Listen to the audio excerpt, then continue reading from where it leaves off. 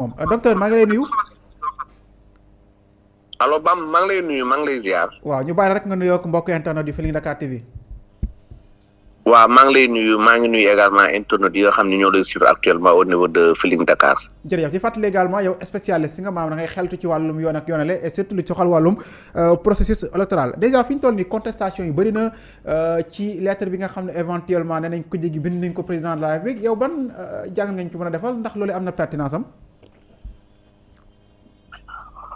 waaw effectivement xam nga processus électoral bi li ñu ci waxoon rek mooy ça a été biaisé depuis le début avec le comportement défectueux de la direction des élections ak CDC kaawu Ousmane Sonko mais di ko réconforter également yeneen cas dañ ci dolli ci yu mel ni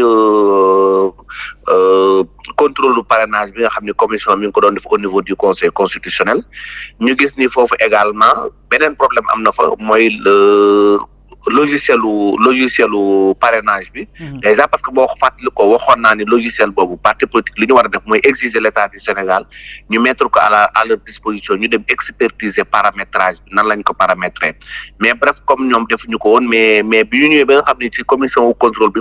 gis nañ ci yeneen anomalie première anomalie biñ ciy njëkk a jukki mooy le fait que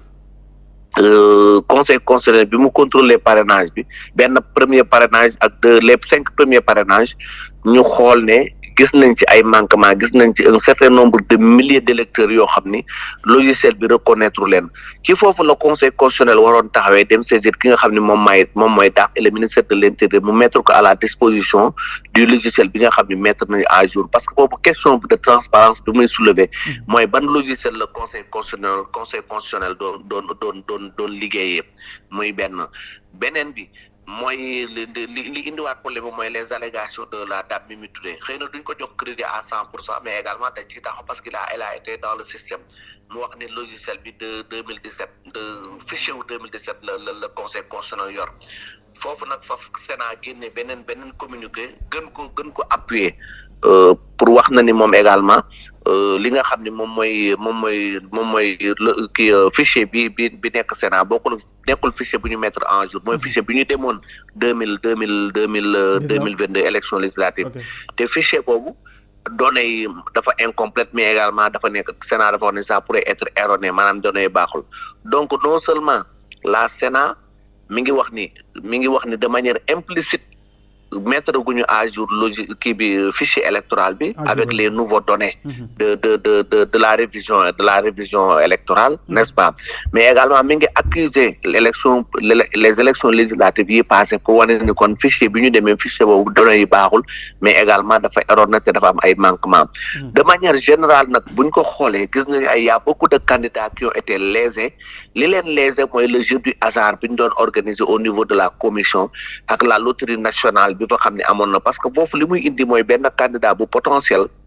boo xam ne il a beaucoup fait sur le plan politique mais ce candidat pourra perdre en tout cas au profit d'un autre candidat parce que moom moo la jiitu donc ni conseil constitutionnel première décision man moom la ñu njëkkoon contesté mooy bi mu waxee ne ku say dossier matul kenn du xool sa parrainage alors que le parrainage dafa nekk condition de validité comme au même titre que la nationalité au même titre que la déclaration sur l'honneur au même titre que le casier judiciaire donc bu ñu ñëwee jël parrainage bi constitué ko comme benn note éliminatoire loolu dafa indi problème parce que parrainage également bokkuñu forme ñii parrainage yu député lañ yor ñii parrainage citoyen ñii parrainage élu mu nekk benn doute benn incertitude benn fourre-tout boo xam ni conseil constitutionnel mënoon na ko leeral depuis le début parce que problème bi le fait que ñoom nekk yenn électeurs yi fichier bi reconnaître nag là automatiquement ci lañ xam ne processus électoral bi ñu jëm baaxul parce que dinañ dem ba jour J le 25 février 2024 ñu gis ay électeurs yoo xam ne du ñu mën a voter n'est-ce pas donc loolu problème la mais lettre bi nga xam ni gars yi bind nañ ko lettre boobu man je pense que ni amul pertinence parce que dafay mel ni yaa ngi bëgg a dugal président de la République ci processus électoral boo xam ni moom dafa mel ni yow yaa ngi reconnaître ni moom daf ci am benn mainmise te loolu président du la ci jox gain de cause parce que day mel ni moom moo yor processus électoral bi n'est-ce pas donc y a aucune pertinence l'intérêt daal mooy dem def ay recours de béton yoo xam ne da nga koy soulever ak des arguments juridiques très forts au niveau du juge ok léegi docteur bu ñu xoolaatee li nga xam ne moo di le code électoral parce que dañuy wax ne fichier bi ñu ngi koy jébbal les candidats bu ñu demee ba xam les candidats officiels mais est-ce que quand même foofu aussi waruñu ci indi tuuti changement bu ñu xoolee quelqu'un comme Mouhamed Ben Diop nee nañ moom il est candidat dem na CDC ñu jox ko li nga xam ne moo di quittance am mu ñëw conseil constitutionnel ñu ne ko doo électeur Thierno Alassane Sall a même affirmé que ne frère am dañ ne daf ko parrainé dem parrainé keneen je pense que c'est des manquements très gravissimes aussi. waaw mooy li ma la wax rek manquement yi d'abord ci code électoral bi surtout fi nga xamee ni moom mooy disponibilité fichier bi nga xamee ni def nañu candidat liste provisoire yi liste définitive ba pare foofu également ni ñu bindee code bi dafa nekk lu inclusif parce que bi ñu loolu même bi ñu demee ci dialogue bi sax parce que xam nga man je n'aime pas le affaire du dialogue parce que réew dialogue yoru ko réew ay charte moom moo ko yor réew ay règles juridiques moom moo ko yor ak ay décisions de justice bu ñu ko respecté rek du am problème donc fichier bi ñi ci war a liggéey même bu fekkee jour élection yi lañ koy mettre à la disposition de la population ak des partis politiques l'essentiel ñu ngi koy liggéey nañ ko liggéey bu sell parce que def nañu ay révision électorale def nañu ay révision liste bi donc waroon nañ ko mettre à jour c'est au niveau de la DAF et au niveau de la Sénat te loolu li ko indi mooy l'absence de l'indépendance même du ministère chargé des élections dañu waroon am benn ministère bu libre boo xam ni il ne fait pas de la politique ñu jël ko ci société civile bi wala ñu jël ko muy benn personnalité lambda ñu teg ko fa comme ni ko président Abdoulaye Wade defe woon Abdou Diouf defe woon ko fa en 2001 donc manque de transparence boobu moom moo indi lu mel nii dafa mel ni benn genre entreprise de fourre-tout et de mélange boo xam ne dañ ko mettre en place processus électoral bi baaxul waruñ du ñu dem ci ay élections yu transparence élections yi du leer.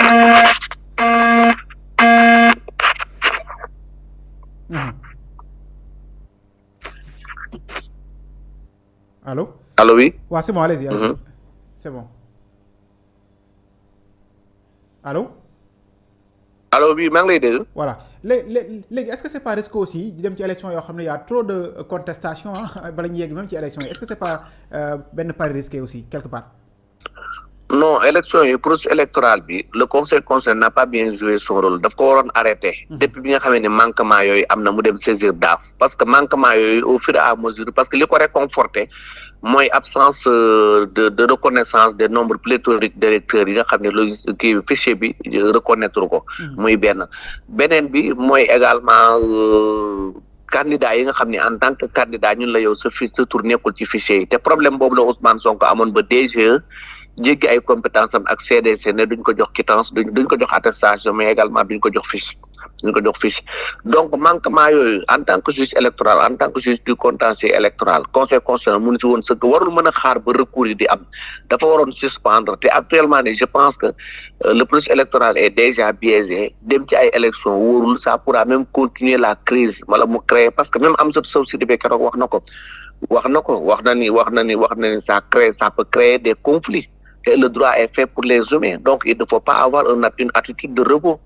n'est-ce pas? Il faut voir le droit dans son contenu en profondeur donc fii nii je pense que ni processus électoral bi dañ ko waroon arrêter ñu reporter même élection yi pour une date limitée de 6 mois à 1 an bu ko defee ñu mën a régulariser waat lépp defaraat code électoral bi defaraat également li nga xam ni joyantiwaat li nga xam ni moom mooy fichier électoral bi mettre ko à jour, n'est-ce pas? de telle sorte que dinañ dem ci ay élections yu libre et transparent nit ñi tànn mais lii xew ni actuellement même des candidats yoo xam ne ñu ngi dugal même y a des recours xam nga waxoon naa fi y a des candidats abusifs mais également y a des recours abusifs. day ñëw ci recours yi ok léegi coow lu am ci lettre bi nag est-ce que jaroon na ko concrètement ñi ne Moustapha Sarré si ñi ne si ñëwul est-ce que concrètement bi ñu taxawal mbir mi c'était mûrement réfléchi quand même parce que ñëw ba fii ñu naan kii signé naag kii bokk naag yëgu maag tiinu maag là aussi je pense que c'est un peu désolant. non loolu joxuma ko importance bu bëri parce que gisuma pertinence su bind lettre di saisir président de la République lan ngay wax président mooy li ma la ci wax léegi nag c'est comme le président tu le fais immixer dans le processus électoral bi nga xam ne actuellement l'organisation de l'élection présidentielle dafa am ñan ñoo ko yor Sénat moo ko yor ak ki nga xam ne moom mooy conseil constitutionnel, n'est-ce pas? Après les cours et tribunaux donc boo ci bëggee dugal président déjà problème na donc ñoom il faut ñu am benn logique bu ñuy demee soit tu exiges en tout cas l'arrêt du processus électoral wala nga seet ne non proposé mais di saisir président gisuma benn pertinence bi par rapport à cette situation de fait. ok est-ce que ku ñu gi pare nañ pour des élections parce que boo lire lettre bi ci biir j'ai l'impression que li ñu wax mooy nañu defaat parrainage bi bu ñu ko reprendre est-ce que le mot rapport bi nga xam ne certainement ku mel ne Alioune Tine mu ngi doon ko wax démb sax je l'ai écouté en parlant que ne il nous faudra un dialogue de dernier sens maintenant ce dialogue là qu'on évoque depuis très longtemps est-ce que quand même dinañu ci dugg wala. non xam nga man loolu déjà waxoon naa ko depuis le début ñoom kii gars yi ñoom ñoo jël woon seen responsabilité parti politique yi parce que xam nga politique bi dafa bëri dafa hétérogène dafa bëri ay manipulation bëri yu ci nekk politicienne moo tax du neex a traité mais réew également dialogue yooyu que ça soit dialogue de dernière chance ak de première chance je suis pour le dialogue certes ak ñëpp ñi ñëpp muy yow ak ku mënti doon mais nag nañu xam ne respect des décisions de justice ak respect de la loi et de l'intégrité même de la démocratie loolu mooy yor réew avant dialogue n'est-ce pas mais bu ñu demee bay à ce niveau tamit mën nañu dem a dialoguer taxaw seetlu delluwaat nag ginnaaw nag daal di respecter tout ce qui est le droit tout ce qui est la constitution tout ce qui est le code électoral jéem a modifier joyanti rëq-rëq yi ci am yu ci mel ni publication liste bi donc yooyu yëpp ay manquement la yoo xam ne franchement ak nii je pense que on tend vers un choc très brutal boo xam ne dina mën a judd boo moytul ci élection yi que ça soit avant wala après mais ça n'augure rien de bon, ça n'augure aucune sécurité par rapport à cette situation. ok yaa ngi koy évoqué tout à l'heure recours yi bëri na nee nañu Cheikh Tidiane Dièye Bassirou Diomaye Faye Amadou Ba dafa dëggal recours déjà naka nga gisee la pertinence est-ce que war na mën a am njeexital ci candidature yi ñoom ñooñu. non je ne pense pas le recours de Amadou Ba bu ñu koy analyser politiquement je pense que c'est un recours de la honte c'est un recours de panique pourquoi s'acharner sur la personne de Bassirou Diomaye Faye et de Cheikh Tidiane Dièye mais également il faut nga retenir ni invocation yi mu joxe loolu ça va pas tenir devant le juge parce que bu dee ñoom seen cas parce que dañu am proximité ak benn parti bu ñu dissoudre mais le code électoral boo ko parcourir le code électoral ne fait pas référence à un parti dissous bu fekkee kaaw la personne de Bassirou Diomaye Faye moom moo ko tax loolu ça ne lie pas parce que Bassirou Diomaye Faye L57 bi ñu doon wax L57 bi concerné wu ko waxoon naa ko dans un article même paru dans les journaux wane ni Bassirou Diomaye Faye parti bu mu bokkoon dañ ko considérer comme réputé n'avoir jamais existé parce que juridiquement c'est un parti dissous c'est un parti également liquidé amatul couleur amatul ay sièges boo demee même au niveau du répertoire du ministère de l'Intérieur le parti a été effacé même du répertoire des radars donc juridiquement ce sera comme une loi d'amnistie comme un retrait d'une loi dafay produire ay effets passés parce que parti association la donc une fois ñu dissoudre ko dañ koy réputer comme n'avoir jamais existé donc la personne de Bassirou Diomaye Faye dañ koy considérer comme que musul militer dans un parti donc yooyu mu invoqué noonu yooyu je pense que c'est juste de la panique te élégance politique également mayewul loolu il faut être un gentleman politique pour dem compétir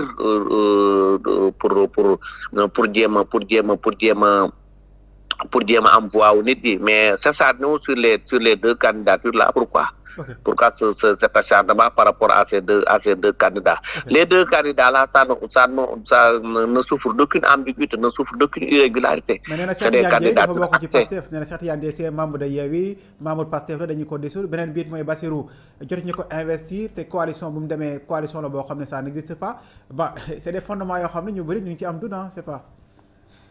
non ñu bëri ñi ci am loolu jarul dut maanaam moom laa la wax invocation yi mu joxe bu fekkee kaawu parti dissoute bi loolu code électoral waxu si bu fekkee kii Yewwi Askan Wi yooyu c'est mouvement politique la loolu code électoral bi également réglementé wu ko waxu ci moo tax man la même son conseil xaw ma kat mooy son avocat qui a déposé mais ce n'est pas juridique yi mu argument yi mu invoqué argument yooyu c'est du verbiage ça ne tient pas devant le juge conseil constitutionnel du ko considérer du ko sax xool parce que loolu ça n'a rien de droit ça n'a rien de juridique quoi. ok mais est-ce que ñu nekk nii nekkuñ di peut-être di mettre les bœufs avant les charrues parce que ce travail-là je pense que le conseil constitutionnel aura peut-être bel et bien le temps pour le faire quand même.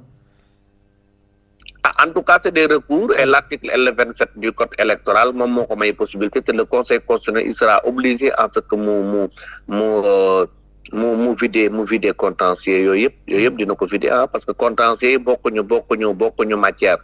kaawu Ousmane Sonko mi ngi fii kaawu Amsatou Sow Sidibé mi ngi fii kaawu Ben Diop mi ngi fii ak les autres ñoom ñëpp seen cas ñi ngi fi Maître Moussa Diop et tout quoi. effectivement ok mais double nationalité Karim Wade bi jot na coow de démb gis nañu France ci journal officiel ñu génnee que ne Karim renoncé na mais y a une question de timing bi ñu wax naam est-ce que dogal bi ñu koy jël dafay jël en compte wala dina ko jël en compte je pense débat la boo xam ne ñu ngi koy ajouté est-ce que même perception bi nga am yow.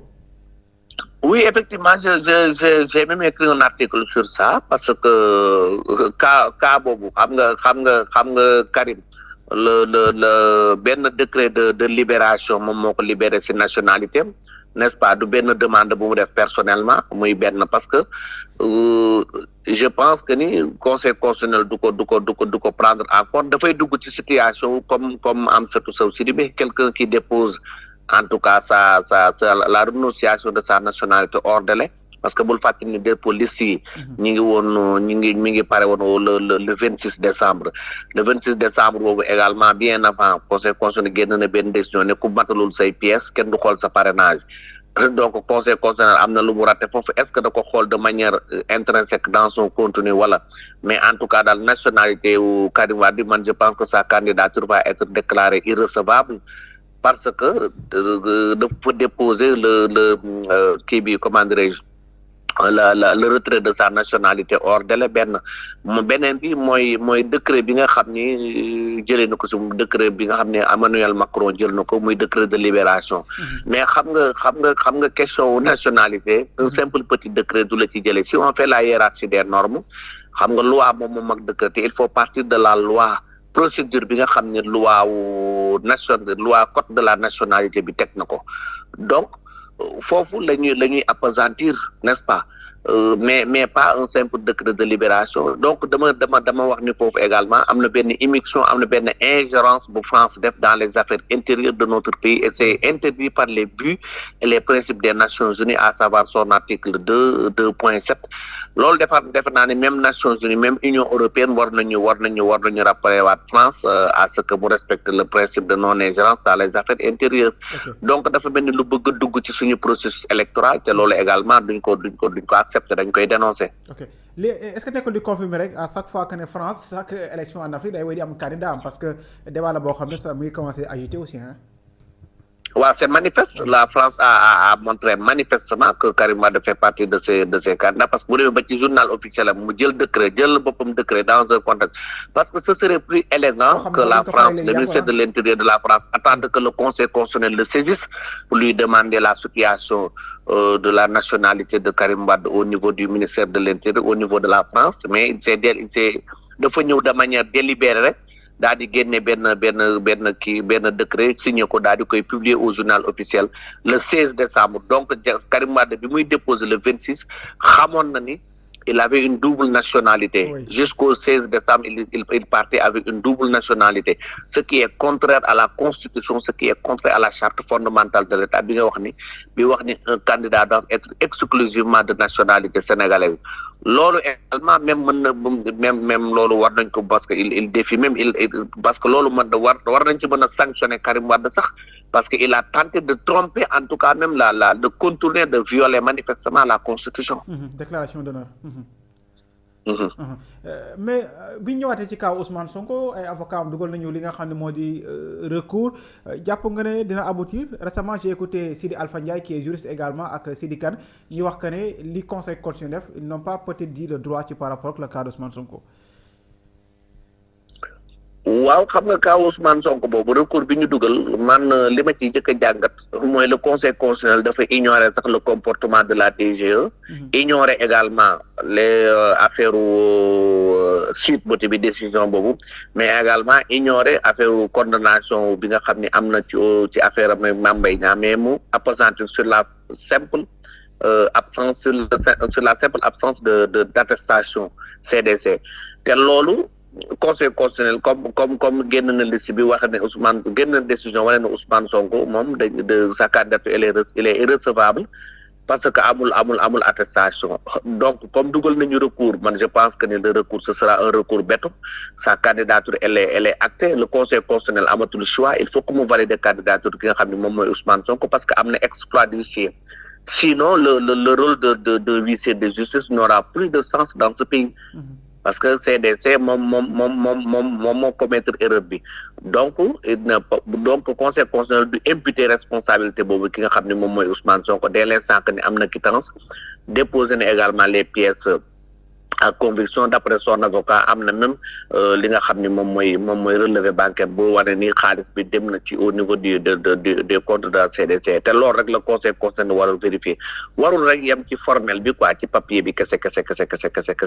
dafa war a même vérifier même parce que l'article L 125 du code électoral da koy may possibilité boobu muy vérifier toutes les échéances que juge utile. ok en tout cas merci beaucoup tous les éléments qu'il juge utile. ok jërëjëf merci beaucoup docteur Mbaye ñu ngi lay jaajëfal bu baax. ok waa jërëjëf merci beaucoup jërëjëf merci beaucoup docteur Mbaye Cissé la woon spécialiste également ci wàllum droit ak yu ni mel donc je pense que li mu wax aussi leer na ci ñi nga xam ne ñu doon ñu teewlu ñu koy jaajëfal bu baax toujours disponible ñu ngi koy jaajëfal bu baax di ko gërëm soxna Amina. voilà sànq yaa ngi doon wax ni erreur la bu mag ñu daal di bind lettre jëmale ko ci